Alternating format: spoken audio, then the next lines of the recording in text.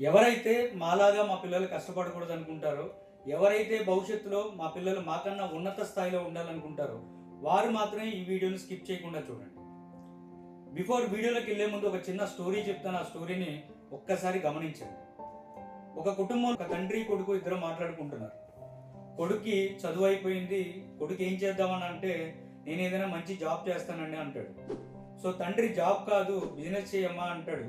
So కొడుకు ఇష్టం లేదు బిజినెస్ చేయడం, ఎందుకంటే బిజినెస్లో లాభాలు నష్టాలు ఉంటే అప్ అండ్ డౌన్స్ చూస్తాము. జాబ్ అయితే కంఫర్టబుల్గా మంత్లీ శాలరీ వస్తుంది కాబట్టి లైఫ్ హ్యాపీగా లీడ్ చేయాలనుకుంటాడు.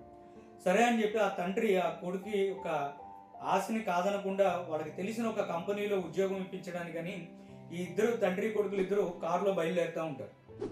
సో దారి మధ్యలో ఈ కొడుకుని తండ్రి కారు ఆపమని అడుగుతాడు.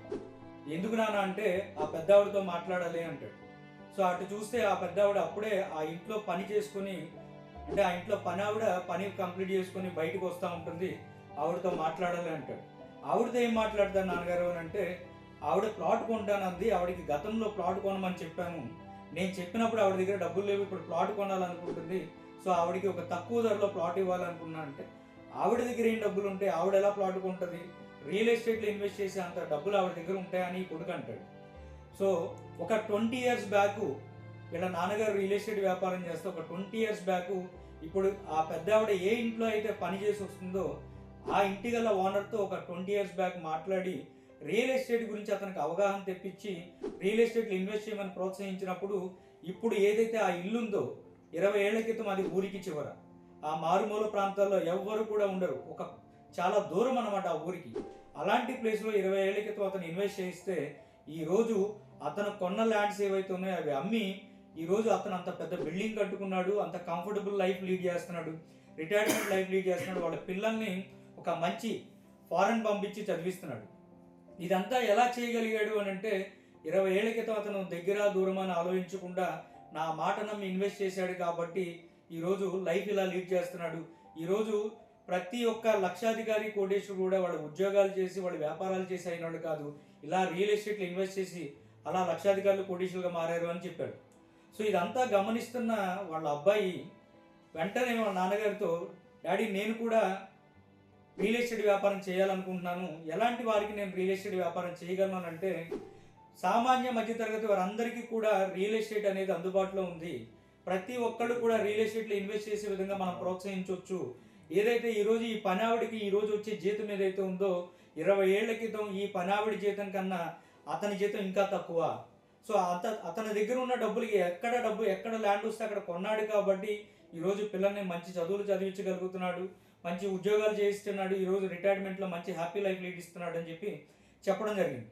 సో వెంటనే వాళ్ళ అబ్బాయి ఒక పనావిడే ప్లాట్ కొనగలిగింది, ఒక ఆటో డ్రైవర్ కొనగలడు, ఒక రిక్షా కార్మికుడు కొనగలడు, ఒక కూరగాయలు అమ్ముకునే వ్యక్తి కొనగలడు.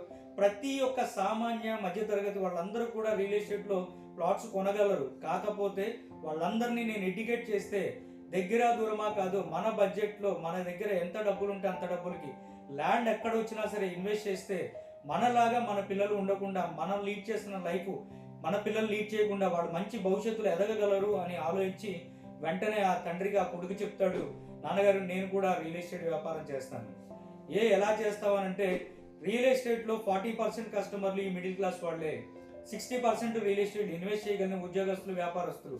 ఈ 40% మార్కెట్ని నేను క్యాప్చర్ చేస్తాను, ప్రతి ఒక్కరి దగ్గరికి వెళ్ళి రియల్ ఎస్టేట్ గురించి అవగాహన కల్పిస్తాను, రియల్ ఎస్టేట్లో ఇన్వెస్ట్ చేసే విధంగా ప్రోత్సహిస్తాను అని చెప్పడం జరిగింది.